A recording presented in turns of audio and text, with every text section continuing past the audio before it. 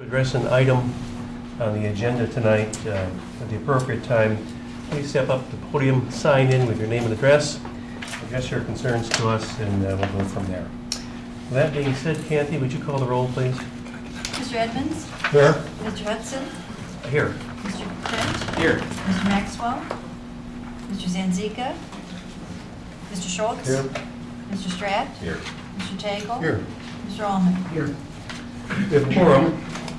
Next item on the agenda is the approval of the agenda. Mr. Edmonds? So moved. A second. Mr. Ullman? Any discussion? Kathy, the roll, please. Mr. Hudson? Yes. Mr. Trent? Yes. Mr. Schultz? Yes. Mr. Stratt? Yes. Mr. Tagle? Yes. Mr. Allman? Yes. Mr. Edmonds? Yes. The agenda is approved. Next item, you've already received the minutes of the July 12th regular meeting. And if there's no additions or corrections to the minute, I'll entertain a motion for approval. Mr. Schultz? Could I ask a question first? Yes. Under also present, is Mr. Savarant still acting planning director? I believe he is not anymore. I believe he's the planning director. No, I'm no longer acting. I would move, I would move to amend to remove acting from the planning director description, and otherwise I will move as prepared. Is there a second to that motion? Mr. Tagle? Kathy, roll call, please. Mr. Trent? Yes. Mr. Zanzika? Abstain. Okay. Mr. Schultz? Yes. Mr. Stratt? Yes. Mr. Tagle? Mr. Allman? Yes. Mr. Edmonds? Yes. Mr. Hudson? Yes. Next item is public comment for items which are not on the agenda tonight. Does anybody wish to address us for an item not on the agenda? Seeing none, we'll move on to Zoning Board of Zoning. I think the Zoning Board of Appeals report. That's what happens when Kathy goes on vacation. Mr. Stratt. Yes, Mr. Chairman, yes, there were two variances that were requested at our last meeting. The first variance was actually postponed, so there was one left, which was on 6763 Donaldson Road, which is a narrow, long strip to the north end of the property, and the variance that they were requesting was the garage that they had requested, which actually was postponed because it exceeded 75% of the footprint of the building itself. It was I thought it was done very tastefully, but yet at the same time, we could not find a variance or a hardship related to that, so it was postponed so that they could actually go back to staff and see if they can actually determine what the hardship would be. So that item was postponed as well, Mr. Chairman. Other than that, there was no other item on the agenda. Thank you. Downtown Development Authority, do we have a report, Mr. Savarant? No, there was no meeting and nothing to report. Okay. Planning and Zoning report.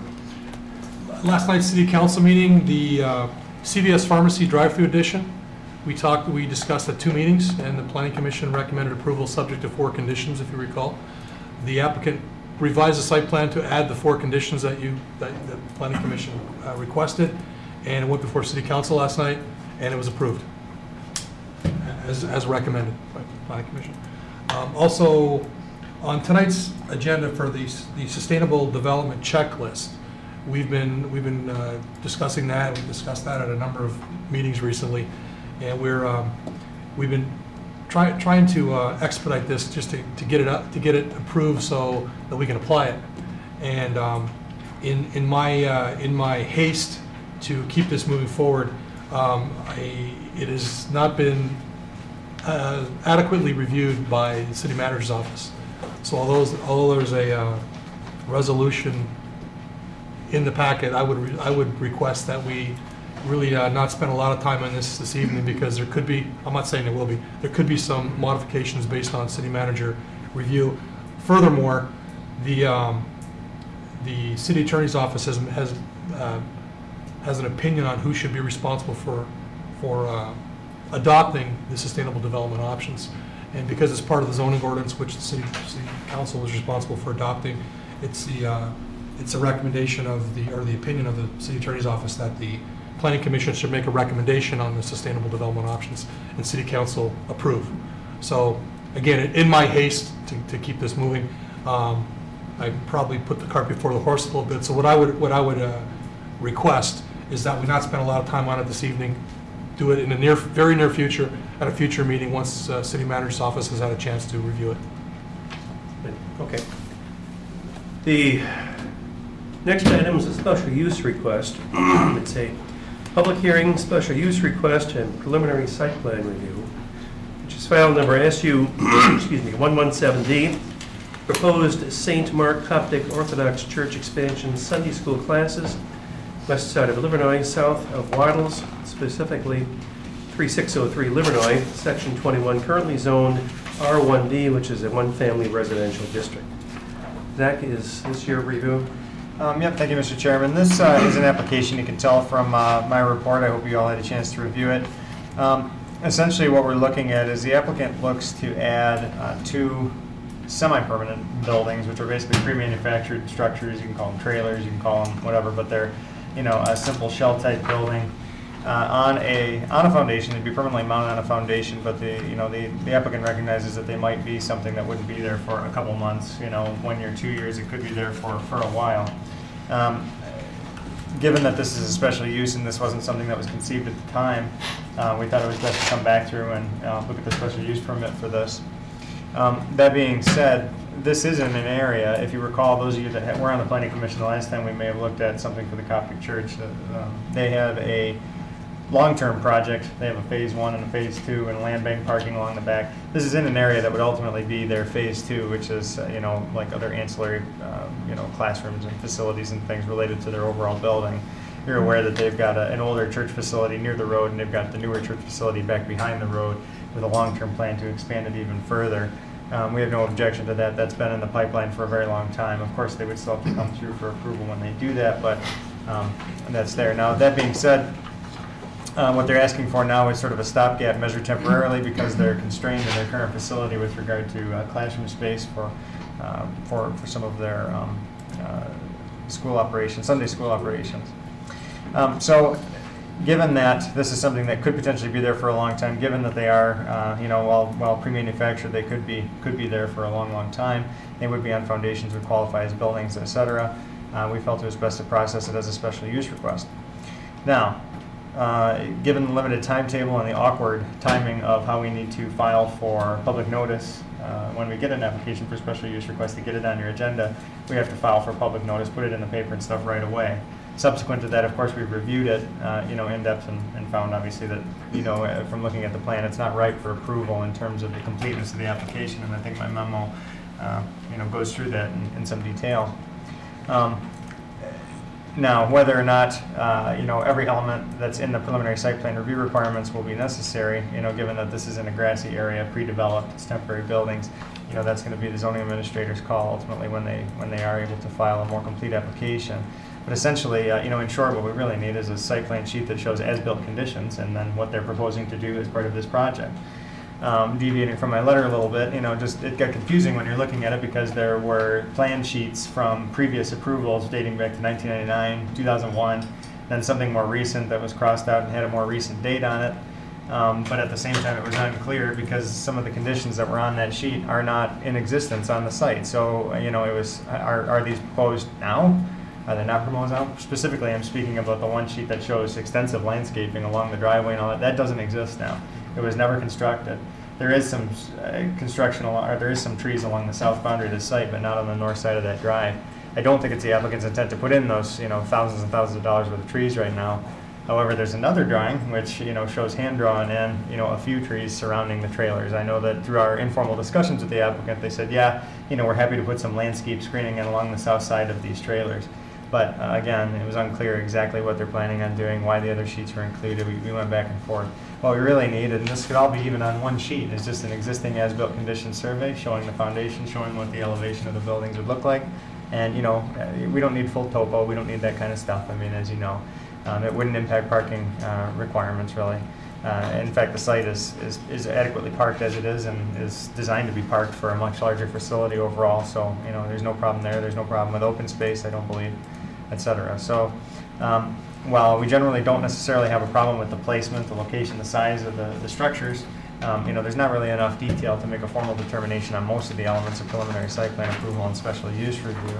In terms of site design, can you pull up the Yes. drawing so we can? Okay, this is fine right here. This is sort of a, you can see there's a hand-drawn little sketch in there thanks. Right here. There's an existing sidewalk here that's actually not shown on this, but there's an existing sidewalk here, and then the trailers would be placed there. Looks like one thing, but there would be two trailers. There's a doorway there. So it would allow them to have some overflow there. These are the trees and stuff I was referring to. Some of this stuff is not there, and then you can see on some of the other sheets. Here, this drawing was, this is the one that looks like it was revised. And can you go more? Like here, this sheet was included. This earth and berm is here, but these trees and stuff are not constructed in this way. Is there another sheet? Yeah. There's the plans for when they got the new church foundation. And there's, back in our files, we have files going back that show, the full detailed application with the phase 2, et cetera.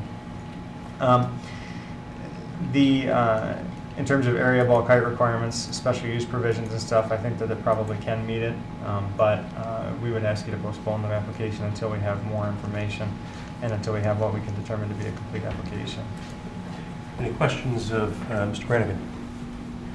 Mr. Krim? Chair.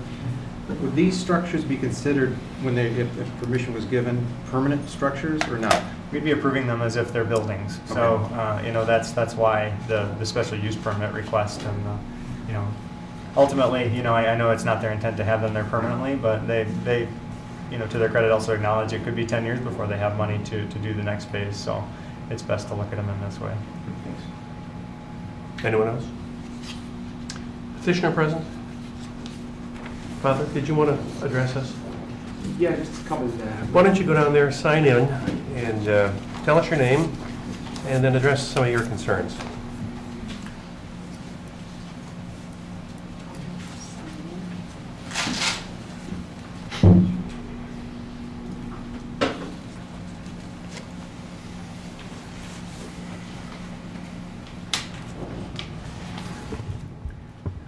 My name is Father Maximus Habib, priest in the Church of St. Mark, Catholic Orthodox Brother, it's Church. difficult to hear you. Can you speak in the microphone? The microphone doesn't amplify. Oh, okay. My name is Father Maximus Habib from St. Mark Church in Troy, and PE in the state of Michigan, still valid. And as you know, for the master plan, we have the phase 2 for the building, which will extend west and south, adding about 12 to 15 classrooms. And we did schematic design 2 years ago, but because of the economy, as you know, it is prohibiting us to do that. This is why we thought as a temporary solution till we allocate enough money to start to put this, because we are, although this economy, we are still growing, more people coming in. So we have in some classes, quarter of this area, we have about 30 kids for Sunday school, which we are so thankful about it, but on the other hand, it's not healthy and it's not safe. So after we thought about it for a while, we found that this is a kind of quick solution. But again, because it will stay more than 6 months, so it has to be foundation, we don't mind, and it will be enclosed. And also for how it looks, even when we are driving, we decided to put, say, evergreen trees about 10 to 12 feet all around. The whole area will be 15 or 14, and 14 and 5 feet in the middle, so it's not much by 60. And we'll surround this with 12 feet trees. So this is mainly the purpose of this building as a temporary solution till we have the money to do the rest. For the trees which is not are in the landscaping and not put, at the time when we finished the building in 2003, we agreed with the recreation that this will be on hold because part of it will be around the second phase and could be ruined during construction, but this will be put on. There is nothing, it's not clear in the document, but this was agreement at that time that this something will be put later on. Any questions, the Father? Thank you. This is scheduled for a public hearing tonight, and if anyone is here who would like to address us on this item, please come forward and speak to us now. Yeah, excuse me, I just had a quick question. I'll sign in. On that particular photo, could somebody take a laser pointer and show me where the buildings are gonna go? Right here. Oh, okay. That was it. Okay, tell us your name and sign in, please. My name is Gerald Pupil. I live, how do you do, Father? So, yeah, I was just curious where they were planning on placing the buildings. This public hearing was scheduled in haste because well, of a couple things. We in Troy have a philosophy, fairly a new philosophy, that we're going to try and accommodate our applicants as quickly as we can and get it through. But I think if you can tell from Mr. Brannigan's comments, the plans submitted are not sufficient for us really to take a look at them and give you any kind of approval one way or the other. That being the case, I think we're going to propose that we adjourn this hearing tonight to give you more time to resubmit additional information to us so we can take another look at it. But I'm going to, with the privilege of the chair, continue the public hearing until the next time the church is before us on revised plans so that we can discuss that. So that being said, Can you still make statements? Can I make a statement regarding this or not? oh yes, I didn't mean to cut you off. I didn't No, see that's anybody fine. else who wanted to No, that's speak. quite all right.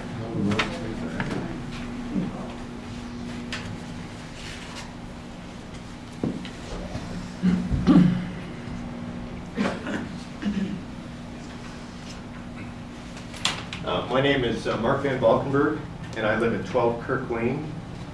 Either my wife or I have occupied the property since 1975, so we do have some history with the neighborhood.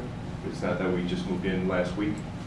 I just want to make a brief statement and just say that during the first expansion of the church, quite a number of years ago, a very large number of property owners down in the second block of Kirk Lane sold because property values had diminished because the large parking lot and the large structure was added at that time. I think being with the economy the way it is now, and the property values are actually pre-1990 right now, and that's based on what I know because I've lived there since 1987, that I would be very concerned about a large expansion, again, from the church that would affect the residential property values on Kirk Lane and Ruthland, which back up to the church property. Thank you. And that's all I'd like to say. Anyone else? Come forward, sir. Yeah. My name is Thomas Gill, and I live at 53 Kirk Lane, and been a Troy resident from the day I was born, and lived over on the other side of Rochester Road.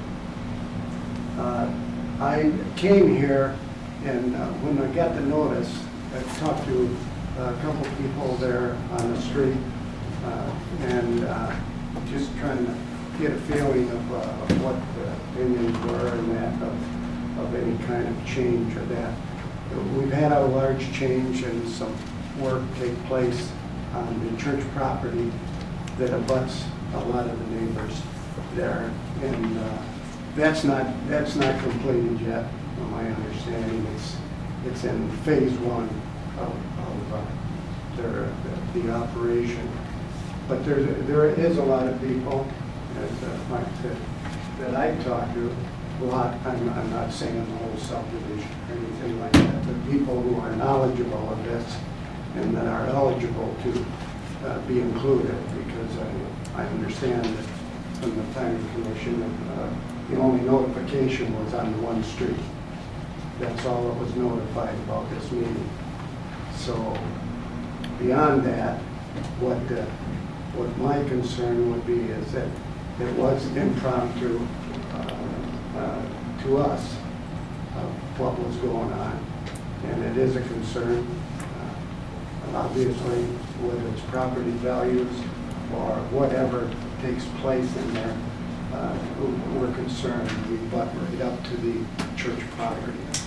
So with that, I'll sign off here, but that is my concern. This came about quite abruptly. Nobody really knew that it was coming. Maybe they shouldn't have, but I want to know, more about it, because the same way, this is my life home that I purchased, and I planned on being there, and that would be the last home that I would buy, and I'm concerned about what takes place there.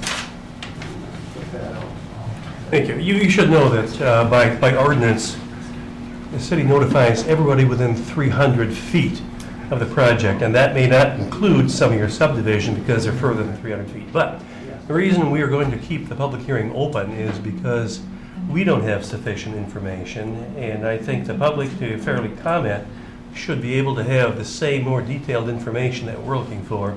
So we're going to keep the public hearing open. And if some neighbors who weren't within the 300 feet wanted to come and speak, it's a public hearing, and they'd be welcome to speak. okay. Will we be getting notices anytime this comes up on the agenda?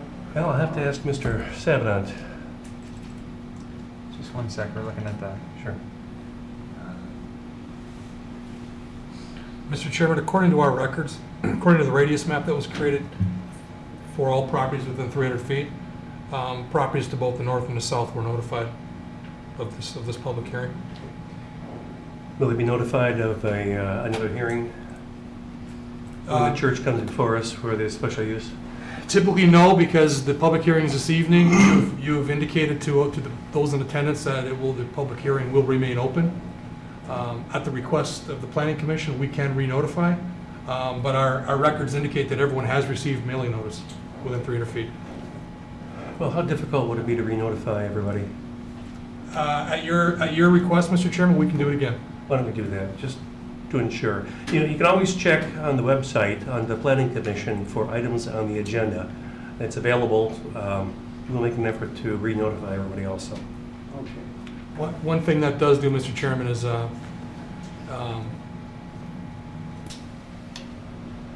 with timing-wise, Let me take the words out of your mouth.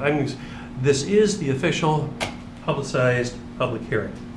So I don't believe we're constrained by the requirements. And I think what we'll have the planning department do is when this comes up on the agenda for the Planning Commission, at that time they can send out a notification to those at that time. Okay. Okay? All right. Thank you very much. thank you. Bring it back to the board. What's the board's pleasure? Mr. I have a question. Yes. Do we have any idea when the notifications were sent to the property owners? I mean, did they get them yesterday, or did they get them a week ago?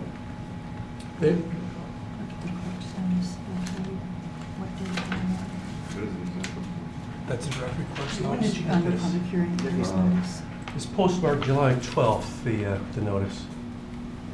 So that was adequate Yeah, oh, yeah. time prior to Yes. It was within the. Thank you. I just wanted to make sure that they didn't get them yesterday. My understanding, Mr. Chairman, is the public hearing notification complying with the zoning ordinance and state law. Correct. Yes. Mr. Schultz? So do we want a tabling motion, a postponing motion, or something else for this? I'll defer to Mr. Savinant as a better procedure. To Council. Well, and I would And ask, council, of course. that I would ask you if it's going to be, if you're gonna, you don't want to table if it's gonna come up for study session, you just want to postpone it. So I think that's what I'm hearing that they're gonna do. There's gonna be more discussion, maybe at a study session prior to a vote. Either a study session or a regular meeting, just when, depending on when they would resubmit application materials in time for our agenda. my thoughts are, Mr. Chairman, is that rather than select a specific date, is we kind of put the burden or the onus a little bit on the applicant to submit the required materials, and when we get those materials, we'll put it on a meeting. And also, if I could, Mr. Yes. Chairman, to provide, I think we're close. I think they've got good bones. And I think what we need, like Mr. Brannigan indicated, is we need one drawing that shows an as-built, what exists today. So everyone knows what's there today. I mean, not showing trees that aren't there, but what is there today? Much like the aerial photograph, but in a form of a plan. And a second drawing that shows what's proposed. I mean, I don't think we have to, like Zach said, we don't need topo because they're not proposing any more hard surfacing except for the foundations for the two portables. But on that drawing show, proposed improvements, including landscaping and including the floor plan and the elevations for the buildings, because these aren't large buildings. They could have this on one drawing, and that would provide enough information, updated, relevant, up-to-date information, so that the planning commission can make an informed decision and the public can see what's proposed. Mr. Brannigan? If I could add, in my memo, I referenced section 8.05. Those are the minimum submittal requirements for preliminary site plan review.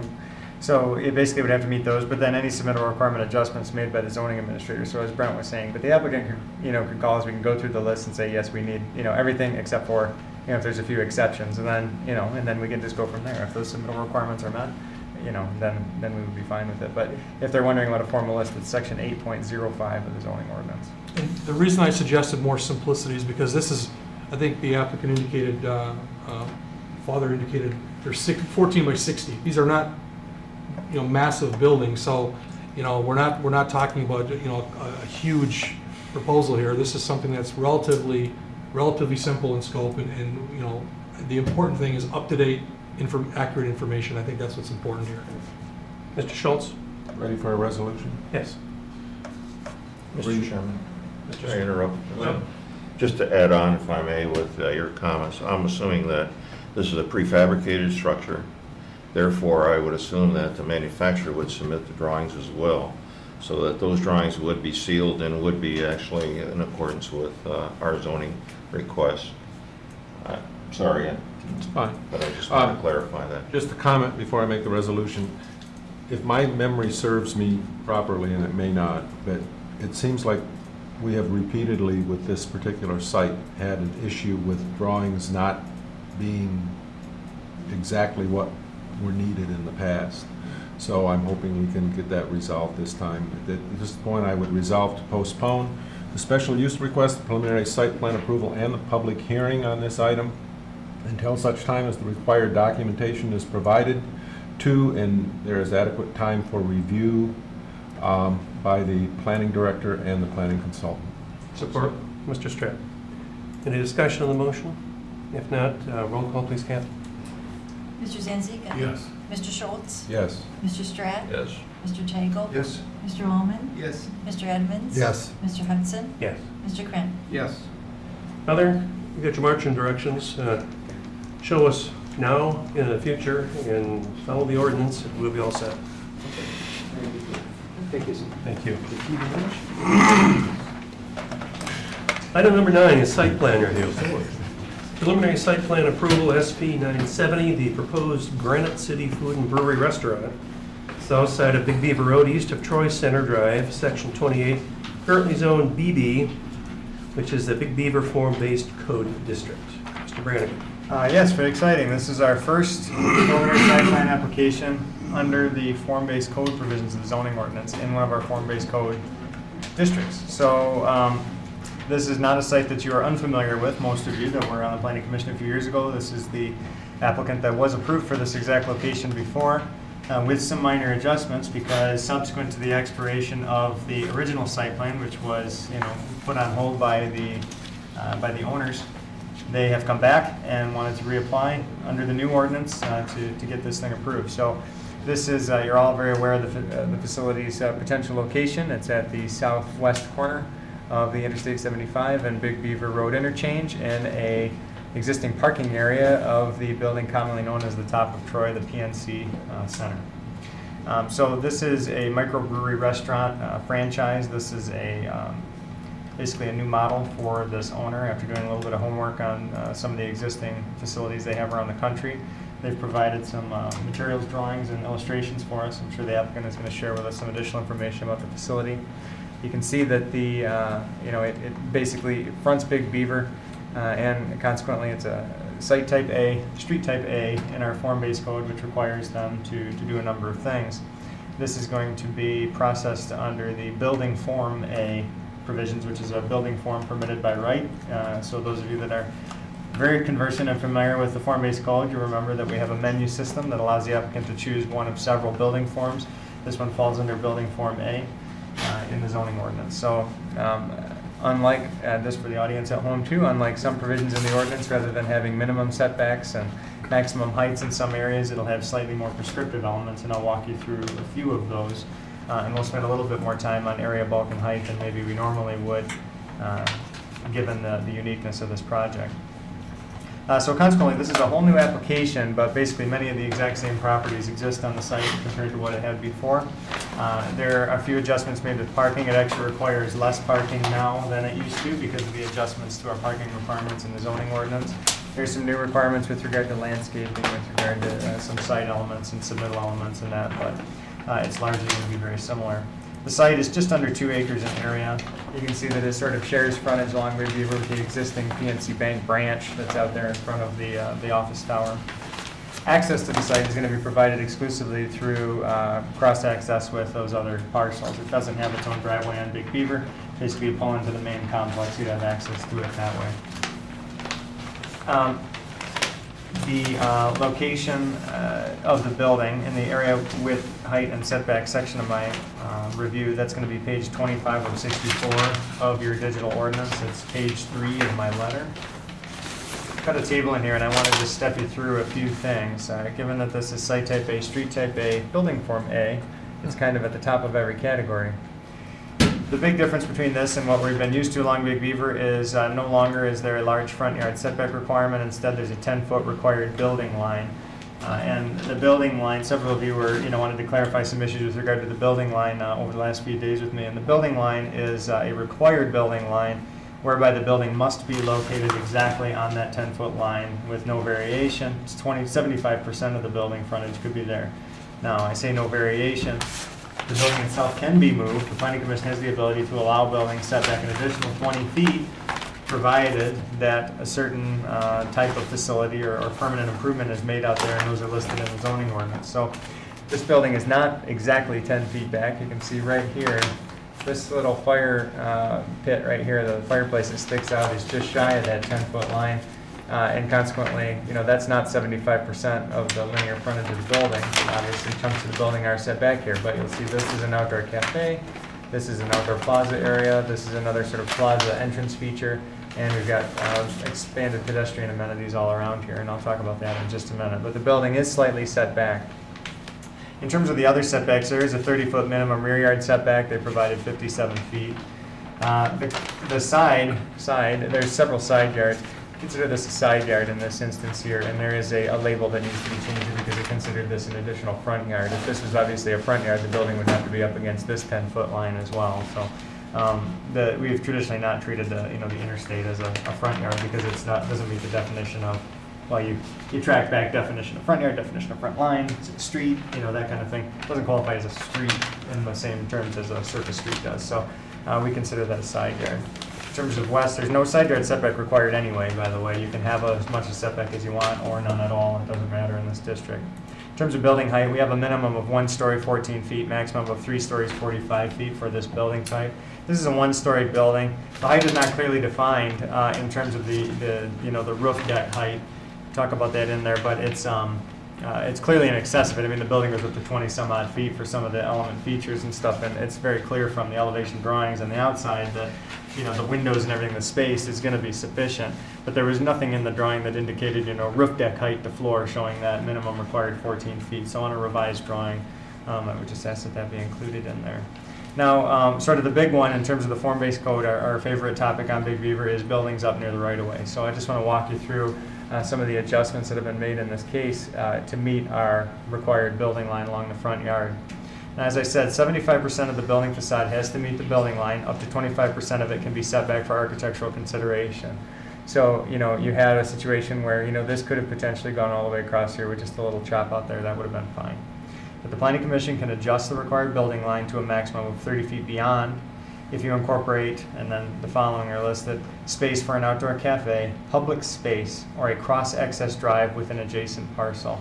Outdoor cafes or public spaces must be developed as part of the primary building and must incorporate a permanent wall or landscaping area along the required building line. So what they've done here basically is incorporated this outdoor cafe patio here. It comes around, it does have permanent fencing, you know, like decorative, you know, kind of, well, you can see it in the drawing over here. I'm pointing to it right there. You can see kind of what I'm talking about there. And then, These would probably help out. oh yeah, here, this is a blow up of the area. This helps a little bit. This is the applicant's engineer, for those of you that are not familiar, Mr. Jim Butler, and he's handing out, for the audience at home, he's just handing out basically a blow up of this area right here, so we can just see it more clearly.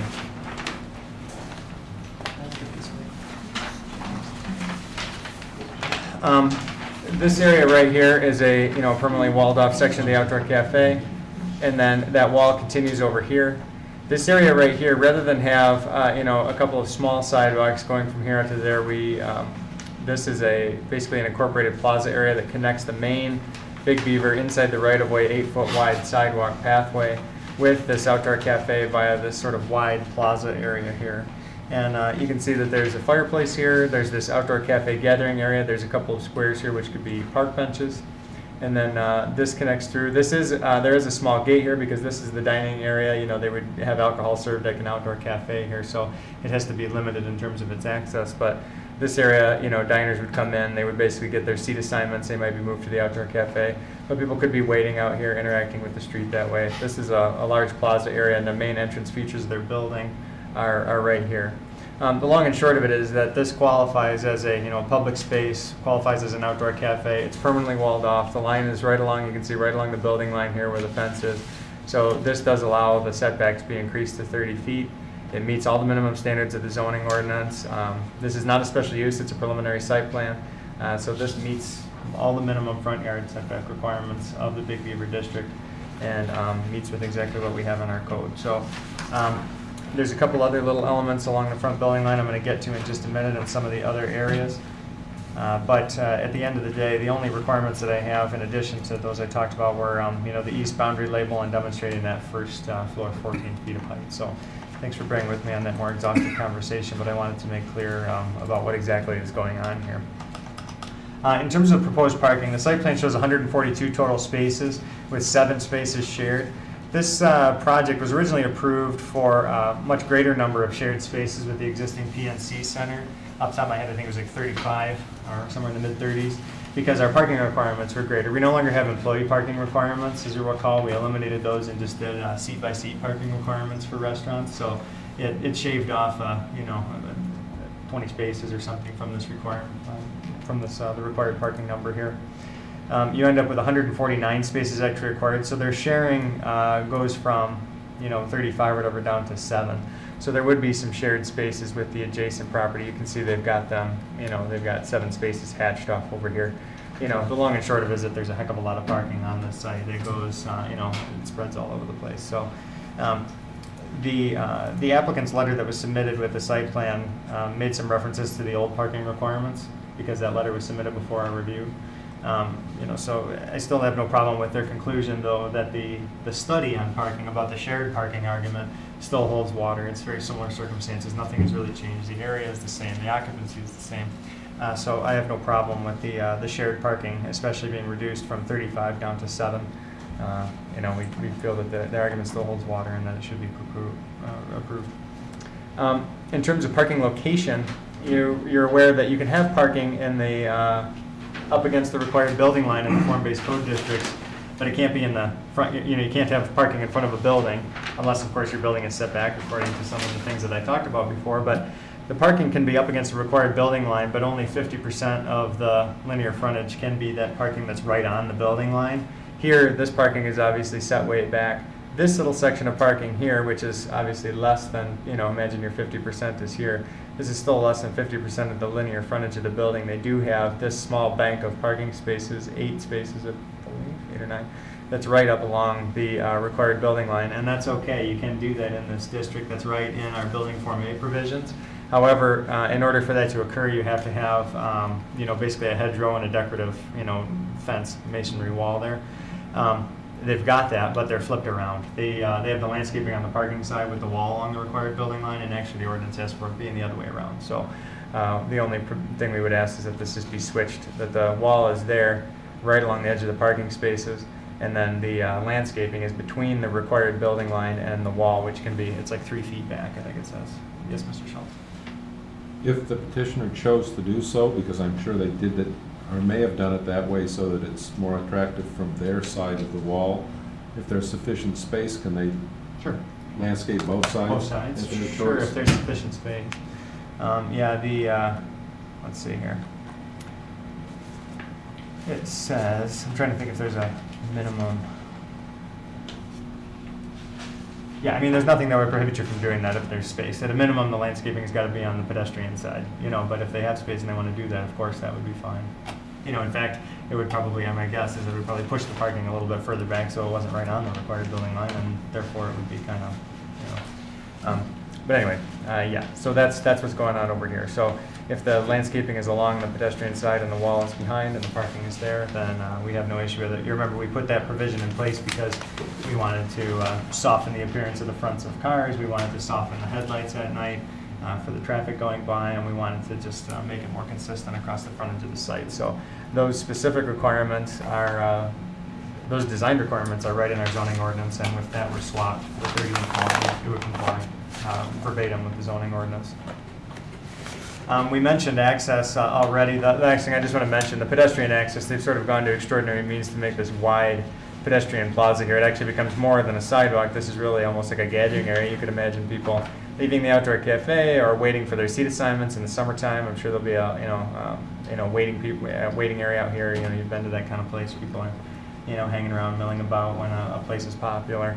And here there's even benches, and then the fireplace looks to me from the drawings and from the images there that you'll be able to see that fireplace from the exterior of the building, from that plaza area and the interior there. So it kind of creates sort of a neat, intimate space. You can see in the drawing, back here, here's your main entrance area. This is your parking area. Here's the sidewalk going to it. This is that sort of plaza area.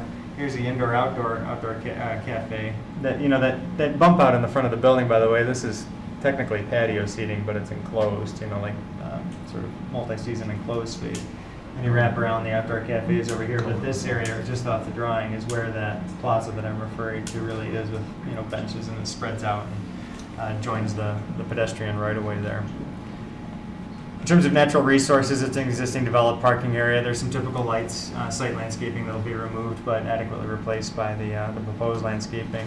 The only shortcoming in terms of landscaping is that they're, just because of a rounding error, our old, we used to allow rounding down, rounding up, we require one more street tree. So that's the small one there.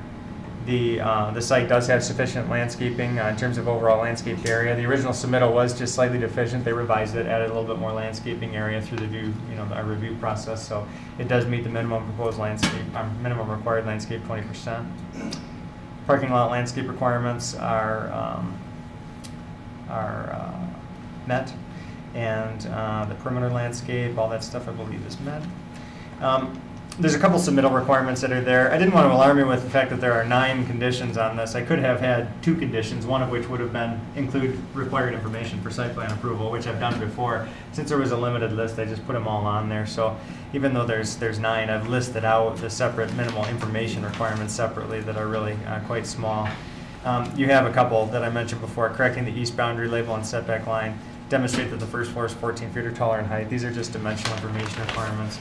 Relocating the proposed wall, that's the only sort of physical requirement there. One other thing I mentioned, they are required to provide a bike rack for 2 bicycles, so even just a bar or some sort of permanent feature where you can put 2 bicycles on there. I neglected to mention that in the pedestrian access section. Adding a street tree. Information about the arrangement in terms of cross-access with those adjacent sites once this property moves on. I don't, the form of ownership and all that, the applicant could describe that quickly if you wanted to, or if there's cross-access easements that would go in place, whatever that might be, just would like that to be more clear. Slightly more dimensions on the preliminary floor plans because it just shows sort of basic ones.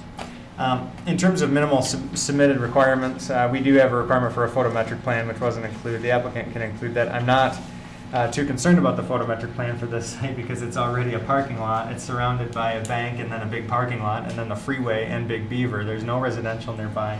I think that's going to be impacted. In fact, I would, because it's a shared parking arrangement, it's all one parking lot, I would expect and would be okay with the fact that there's going to be light spill between these properties. I mean, that's to be expected. This is a continuous parking area, but that being said, our new site plan review requirements require that information to be provided with preliminary, so we will have information about photometrics.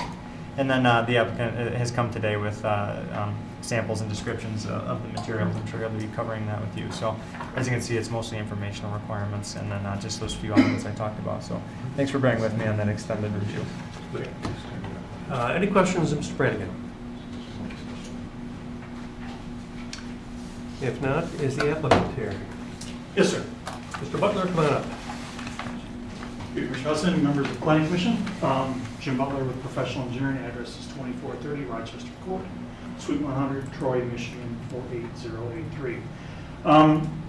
Since this is a Granite City brewery, and I know we were in front of you in 2008, would like to bring up the Chief Concept Officer from Granite City to kind of describe to you what a Granite City is, so you have kind of an understanding of that. I'll go through some of Zach's comments afterwards, but Dean Oakley is here with Granite City. Good evening. Dean Oakley. I am with Granite City. I'm the Chief Concept Officer. As of 2 months ago, my partner and I bought control of Granite City. The last people you talked to are still there.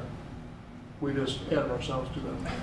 So, and more money to build stores like this.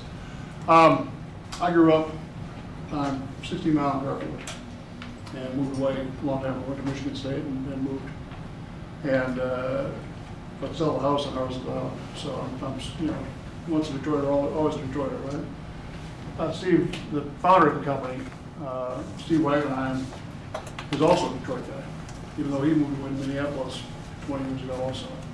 So this is kind of our coming home party. This is also our first store we built under the new ownership group. The company's a public company. We bought 60% of the company, my partner and I did, my partners and I did, and funded the growth capital of the growth company. Granite City was founded in 12 years ago. Don't ask me what the exact date was, but with a restaurant that was built in St. Cloud, Minnesota. The founder was one of the founders of Champs, and actually built the Champs Town on Big Beaver also. He sold that company, came in and built this business. Granite City, the name is derived from the fact that St. Cloud, Minnesota mined billions of tons of granite that was known as Granite City. That's the name of the company after. We have 26 stores, actually 27. There's a licensed store in Indianapolis Airport. All the stores, well, I'd say 90% of the stores are standalone, like this. 10%, about 4 or 5 of them are in malls, inline, typical inline or end caps in malls. But most of them, and really most of what we're going to do going forward is going to be standalone. 9,000 to 10,000 square foot building. This building will be about 10,000 feet. It'll be our biggest prototype. We'll go and do a 9,000 square foot version of this also. It may or may not include enclosing the patio. In this case, it shows a non-enclosed patio. Actually, since then, we've actually closed the patio. Otherwise, it'll be a 24, it'll be all year-round patio with a fireplace out front. There'll be an outdoor patio over here, like we talked about. This, the business is a brewery. We actually brew the beer in the stores. As you can see, here this is the bar. There's an extensive brewing operation here that will actually be shown inside in the bar. And over here, if you can see over the, if we went on more front view, there'll be an outside view on Big Beaver Road with the tanks showing there lit up real nicely. We ship in our it's called wort, from a central processing facility in Iowa. And it's non-alcoholic. It's basically soup. We ship it, we mix it all up there and turn it into different flavors of beer, but it's not beer yet until we ship it here and ferment it into our different stores. And then once it's fermented, it's shipped into, typically shipped into a cooler that has what's called tax determination tanks, which is where we pay our taxes from, and on the beer we make. In this particular case, these tanks, we're not going to have that cooler because these tanks are actually jacketed. And we want to have the show inside the store. So these tanks actually can ferment, and some of the other side will ferment, and these will actually be tanks that don't sit in the cooler. They sit out, they'll be cooled by a jacketed cooling process. This store is the first store we're going to build in this format. The other stores are typically more, I wish I had a picture of one, but you guys probably see them. Okay, there's one. They're darker wood, more traditional bar restaurant looking places. We came in and said we want to go to the next level. We want to look over top of, say, B.F. Chang's or a competitors of ours. We want to go to the next level. So I think we'll have a facility here that'll be a tremendous looking facility. I think it'll be beyond our competition from a facility standpoint. It'll be Kona Grill and maybe Ocean Pine, which is a much higher price point than we are. But it'll be of that kind of ilk of a build-out. Yet our price point's only $14 to $15. Our average price point per person is $14 to $15. We serve, average this store will do at least 350,000 customers a year. So it's very high volume, lower price point. You can get a beer for $3.50 or $4 on happy hour. You can get lunch for $11. I think it's going to be perfect for you guys for the area here. I hope so anyway. we think it'll be it's our first prototype store. It's very important to my partners and I, especially my partner, the founder, and myself, being from here, that we're putting the first prototype store here, and we think it will be our biggest store from a volume standpoint. All indications say that everybody in the town here does really well, restaurant-wise, and we think we've got, from a price point standpoint, an advantage over them. We also, just lastly, are coming in and putting our first pizza oven in. You'll be happy to know. We do flatbread pizzas right now. We're going to actually start serving, new term, I'm a financial guy, but yeast pizzas. So I'll actually be doing, hopefully, really good Neapolitan type pizzas. Anyway, it's we're going to have a side over on this view over here. There's another side bump out. You can see in the plans that's a private dining room. We think we can build a lot of private dining business. We found our other stores that some of them don't have them. I'm actually retrofitting with Nick here about 6 or 7 of them to add private dining. We're on a wait. Our best stores, which are more than half of the stores, we're on a wait, typically lunch and dinner every day. So, bottom line, love taking any more of your time. We think it's a wonderful thing. We really appreciate you guys looking at us again. We weren't here, it was a different crowd, but improved facility, and I think it's going to be great to be in Troy. Thank you. Thank you. We're glad to see you again. Mr. Butler, did you want to continue? Just a few items. We did bring an exterior sample board of the materials of this building. It was quite a challenge to get this together. We were working very many sources from Minnesota to California to Dallas over the weekend to get this done. So it's somewhat rudimentary. We apologize, but it kind of displays what this building is. Wood siding, what you see on this part of the building. This is wood. Copper flashings, if you see on the roof line. Brick and block colors. You see it'll pass around. These colors may change a little bit. And the red is these pattern windows here. Actually, the red goes underneath also underneath the big windows there. Oh, here? Those, yeah. Oh, here. It'll be a red tile. Yeah, red tile down underneath those big, that's the private dining room facility over there. But I'll pass this around. This is hard. Okay, look at it. Gone through the 9 conditions. Really have no issue with any of them. The one that I'd like to point out is the 30-inch wall that's screening the parking. Certainly can flip material on the other side or have material on both sides. what we haven't really discussed and what we're kind of thinking on that particular aspect is that sign would make, that wall would be a good opportunity for signage for this building. We haven't gone through that yet. We haven't gone through what it's going to look like. Like the opportunity to possibly do that. If not, certainly put the hedge in if required. But we could see something, a very simple ground sign for the Grant City on that. But again, we haven't explored that in totality, but eventually we'll get there. So with that, I have any questions of myself. Nick Fox is here with Fox Consulting. Do you have any questions regarding building construction? Could you show the interior colors and materials? Yeah, you can do it. I'm not the interior. That's what you're here for. I'm just the guy that holds it up. Needs to be all the finishes inside the restaurant. Wow. From the wood floor, the booths and chairs,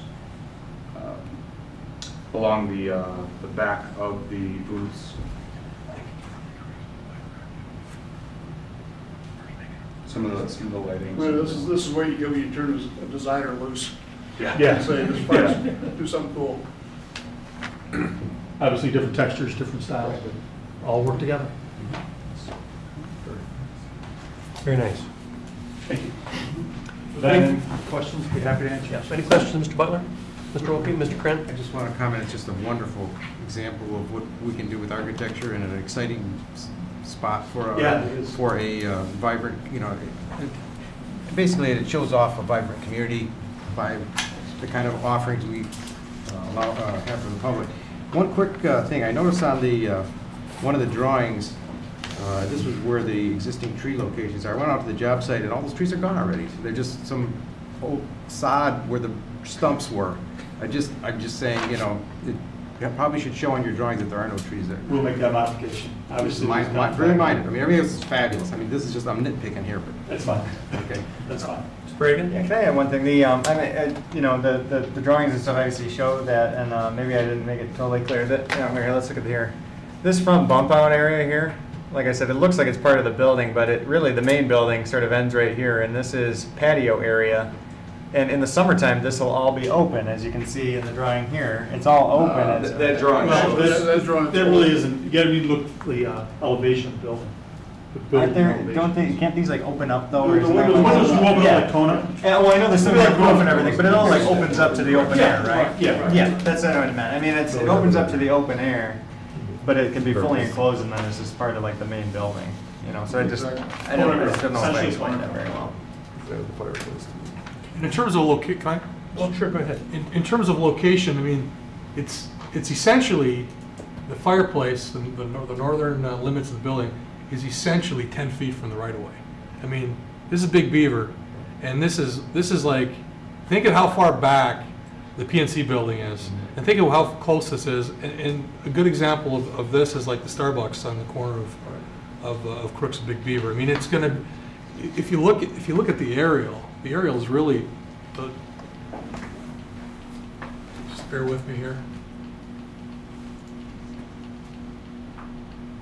The sidewalk is just inside the right-of-way.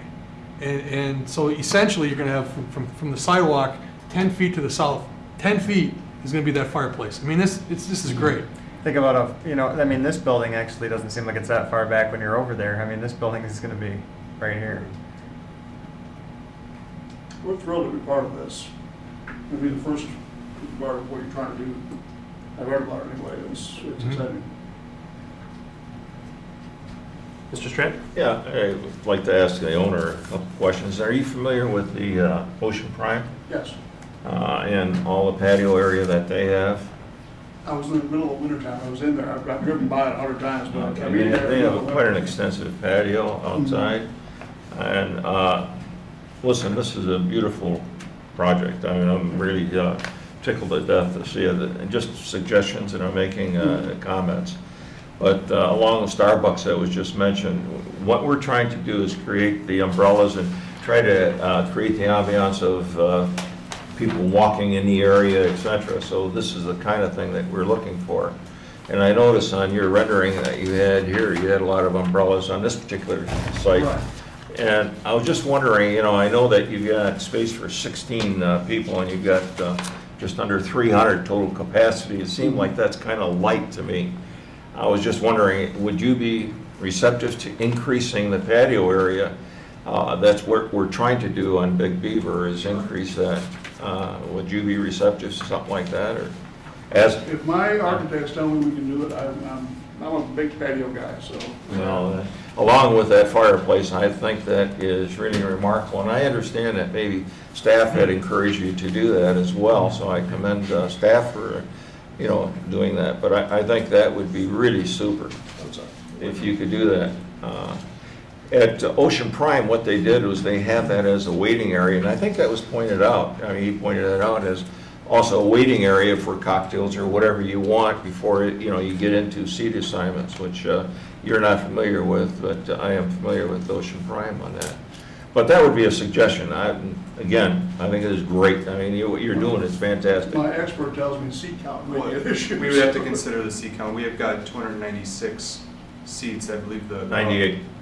On a drawing. Thank you. Yeah, I noticed that. Yeah, so we would just have to, if that were the case, we would just have to take from some of the other seating, and I don't know. Why would you have to do that? Is the seating For car patio separate? Car? For the cars, you mean? No, seating inside the restaurant itself. You can add more seating. You could add more, You sure. could- If you were to add more seating, let's say that you went from 298 and you added 4 more tables for another 16, so you became 32, it would be, the only effect would be that there'd be more required parking. But, you know, as you said before, I know staff wouldn't have a problem because we were okay with sharing 35 spaces and now you're only sharing 7. So you would need another 8 or whatever in that scenario. We may or may not Valley Park, the same, depending on how the crowds hit and. Yeah, it So we have really tons is. of parking back there. It is really, Yeah, yeah. It is really neat, I think. One other suggestion I might make as well, and going back and looking at that aerial photograph, you notice when we did the bank, we kind of asked them not to park in front of the bank so that they have that curve. And to me, the way that the site plan reads, that you've got those 9 or 8 spaces that you've got, if you could eliminate that and have that all green all the way across, that would be super in terms of exposure of your entryway, so they would be able to see your signage and your entrance if those cars were not there. It would enhance that, in my opinion. At least, if nothing else, I know that you have that wall that you were just talking about, maybe putting signage on.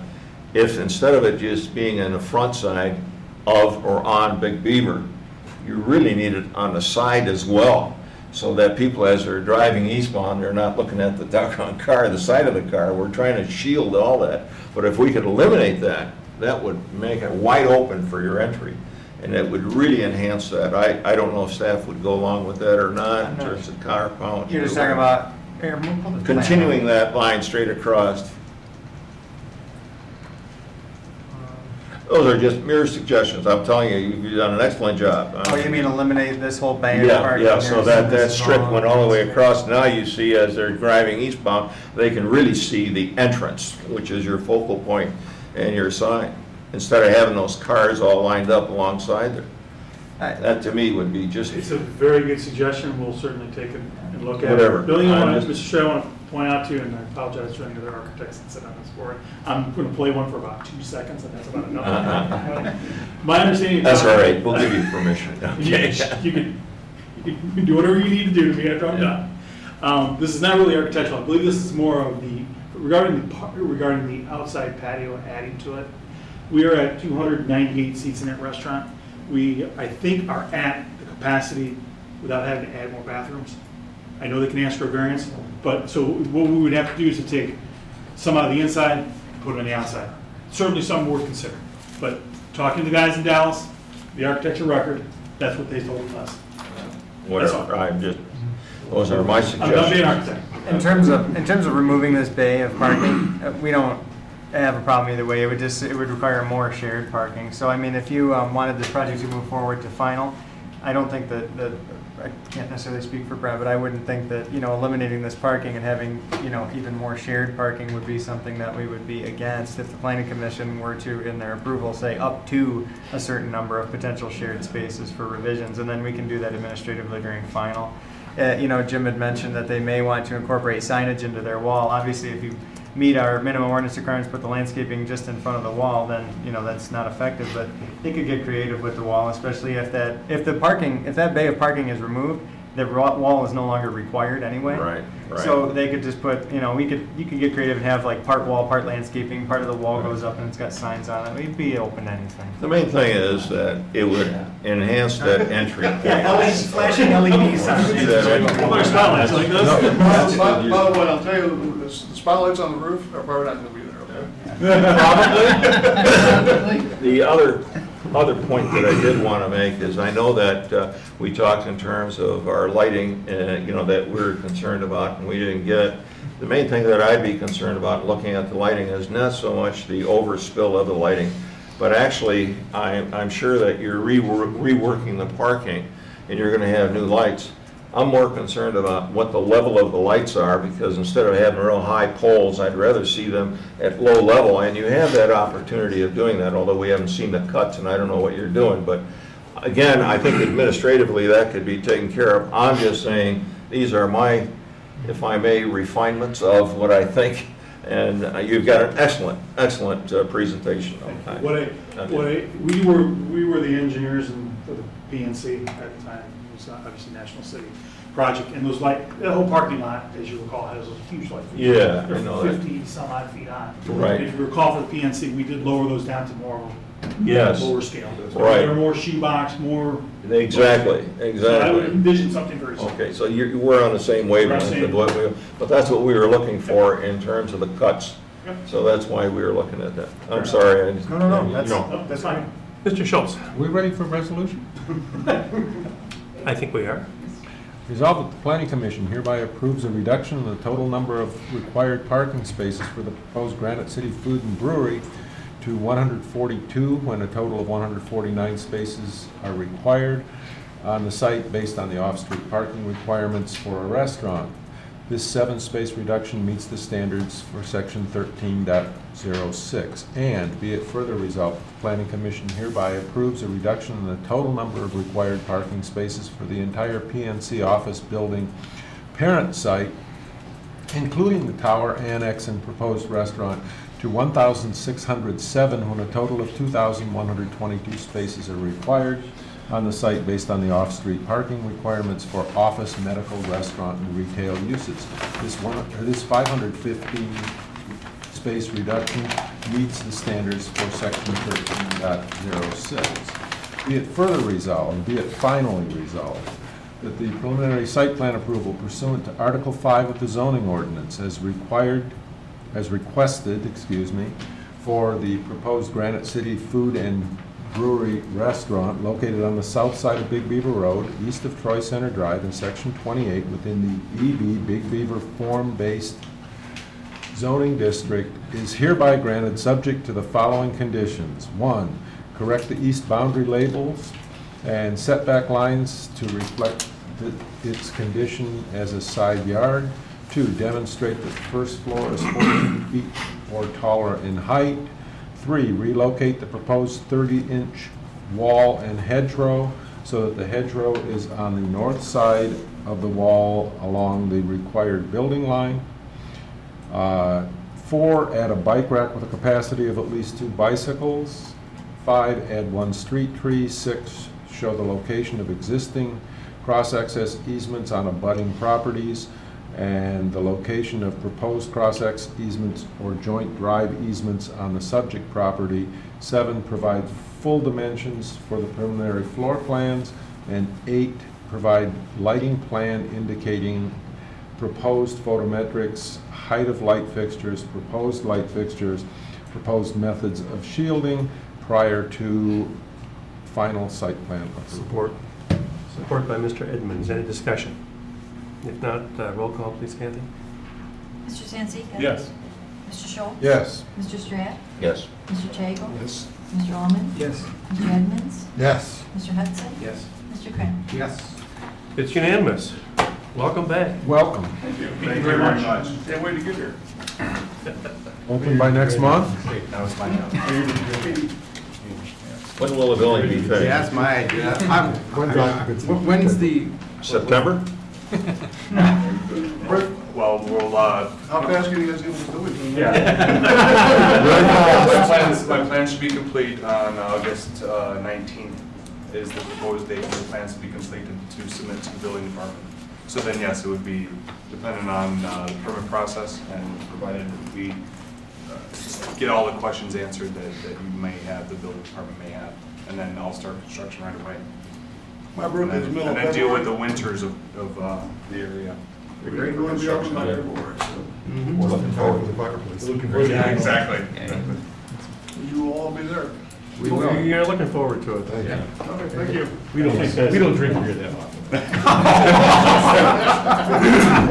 Speak for Good night, yourself. Steve.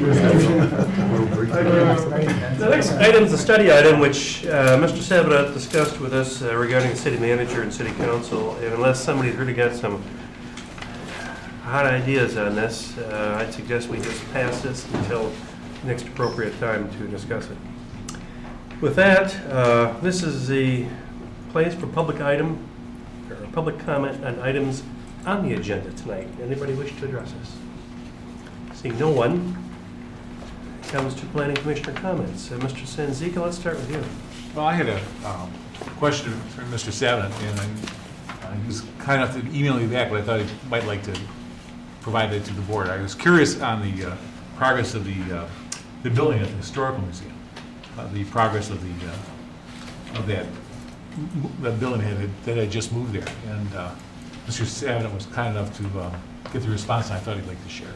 Oh, it's the Barnard House that was moved there fairly recently, not too long ago. And Mr. Sanzika was just, it doesn't look like there's a lot going on there, like it's just sitting there. But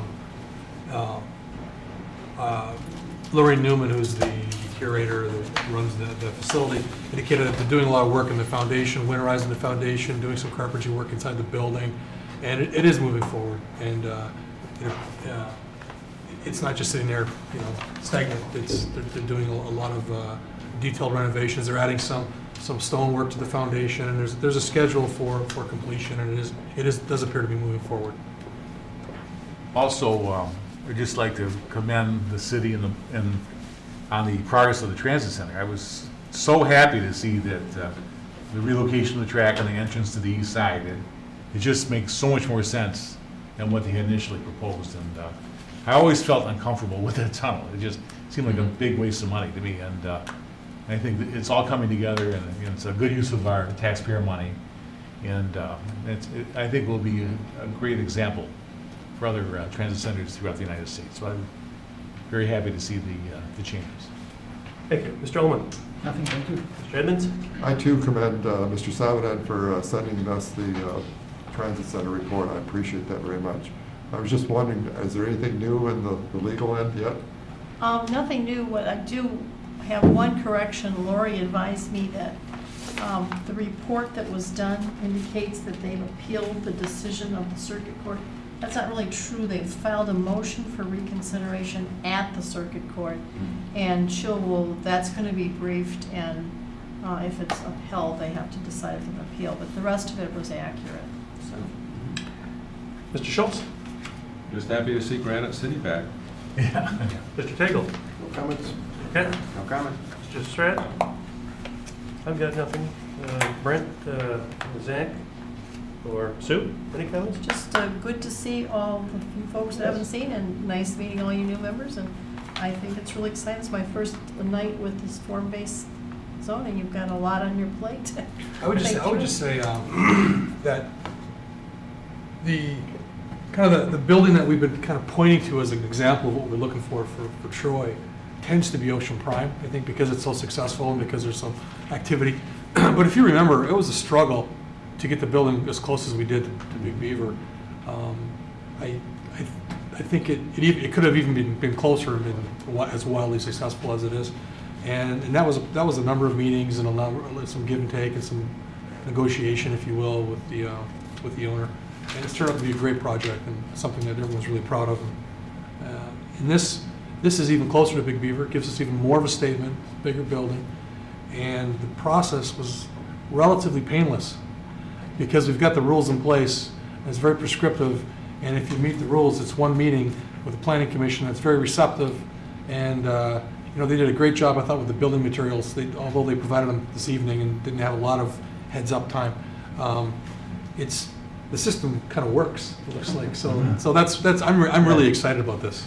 I was just got a question for Mr. Sava. I believe we approved an awning for Ocean Prime. And did they ever build that? I don't recall seeing that being built, and I wondered how that came along. I don't think they've done it. They haven't. I've been over there. Is there a concern about the awning, or I'm just wondering why they haven't done it? Administratively, no. I mean, it's something that we supported, and I think it's. Have you heard back from the restaurant? I haven't, but I haven't asked them either. I can look into it. No. I thought it was a great idea to build it and provide more outdoor seating. It's sort of a follow-up on a segue, talking about Ocean Prime. We made quite an effort, I think, when we were talking about the Ocean Prime as it was in the stage of development, making sure we had the entrance and a patio abutting Big Beaver. It was a draw and a magnet, and then they wound up using it for valet parking. Would you keep that in mind if you discuss this with Granite City about relocating some of those parking spots, that do not try and use valet parking in the front as Ocean Prime has done? Just a suggestion. And with that, I think the meeting's adjourned. Very good.